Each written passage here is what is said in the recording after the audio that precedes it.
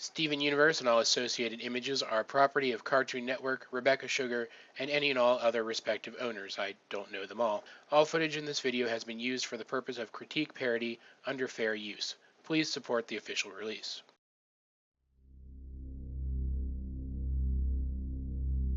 Corrupted Gems. These creatures have been present in the series since the very beginning, and we are never told exactly what they are. The closest we ever get to a description is an ocean gem when Pearl admits that the monsters that the crystal gems fight are all gems themselves. So what are they? Are they the gem equivalent of animals gone rabid with no one to hold their leashes? No. These monsters were once humanoid sentient gems, just like our heroes. It's the episode Monster Buddies which proves this. When Steven accidentally frees the centipedal mother, we can see that it attempts to return to its humanoid form, before, seemingly in pain, it took on the form of the centipedal once again. It is only once it realizes that Steven intends it no harm that it becomes the smaller creature seen throughout the episode. This scene is incredibly revealing, as it suggests that even though the corrupted gems are violent in nature, something of their original minds remain intact. It is intelligent enough to recognize that Steven means it no harm, assuming a less dangerous form and refusing to attack him. This may seem like a blessing, as it means that it may be possible to help these creatures by taming them, but the way I see it, this is even more horrifying. To explain why, allow me to take you all on a journey through my reasoning as to how a gem becomes corrupted. Allow me to explain the process for you stage by stage. You may think that we have never seen this process occur in the series, but I argue that we have. When Amethyst damaged her gemstone, it is obvious to me that it is damage to the gemstone that causes corruption. Aside from the fact that in Monster Buddies, Garnet specifically says that Rose once tried to heal the corrupted gems, and the statement made by Pearl in Guide to the Crystal Gems that the corrupted gems are battle damaged, the visual evidence supports this as well. We have seen 3 good examples of battle-damaged gems throughout the series. The first 2 of which were Amethyst and Lapis Lazuli, damaged.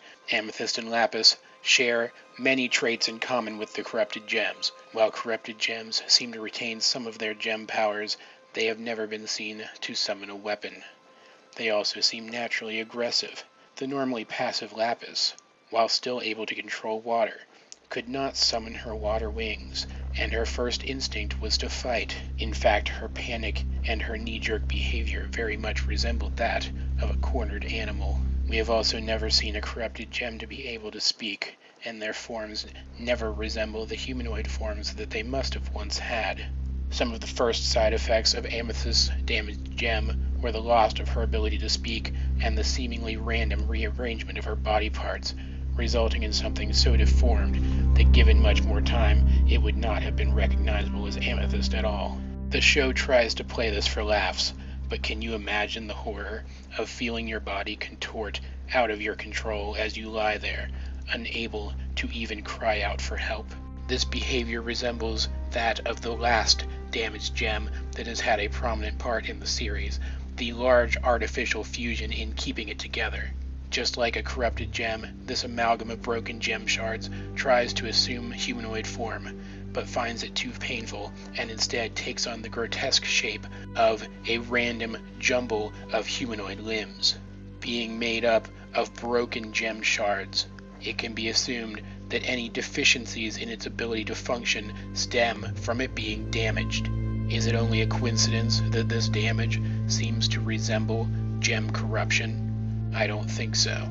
There is also the fact that much like the centipedal mother was able to recognize that Steven intended it no harm, the artificial fusion being made of fallen crystal gems seems to recognize Garnet, but unable to speak, it reaches out to its old friend for help, only to have its body torn asunder, as Garnet was unable to do anything else for it.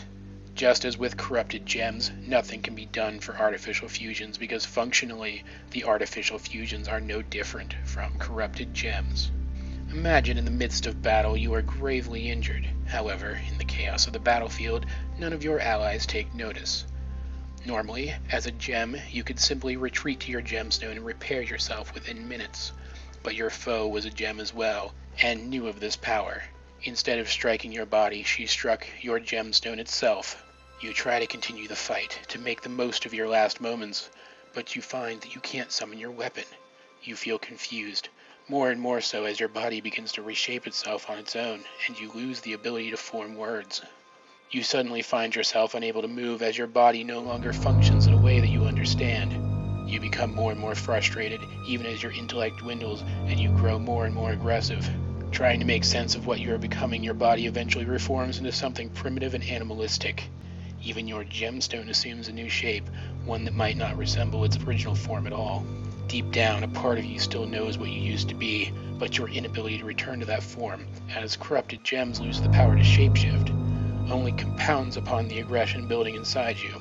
In the end, all that you can do is lash out in an attempt to satiate the predatory instinct that now drives you. You continue your eternal existence as a shadow of your former self, unable to return to what you once were, trapped inside your own body, trapped and unable even to scream in the purgatory that is yourself.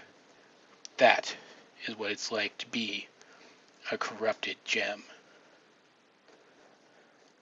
Hey guys, this is AJ22. Sorry to break the mood a little bit, but I just had to ask, what did you guys think of what is effectively my first themed video, that being this Halloween video on corrupted gems? Please let me know in the comment section down below. I would really appreciate it. If you did enjoy this video, I would not be opposed to creating more heavily themed videos going forward, or even improving upon this formula for next Halloween. Halloween is my favorite holiday after all. Also, because I keep forgetting to, I would like to give a shout out to another YouTuber named Elias Universe.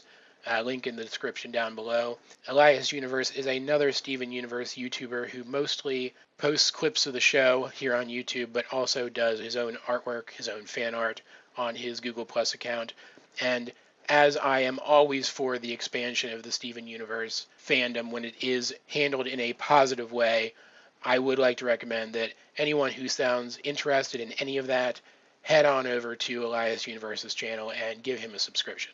As for the theories in this video themselves, of course, let's get a discussion going in the comment section down below. This has been AJ22, and I will talk to you guys later.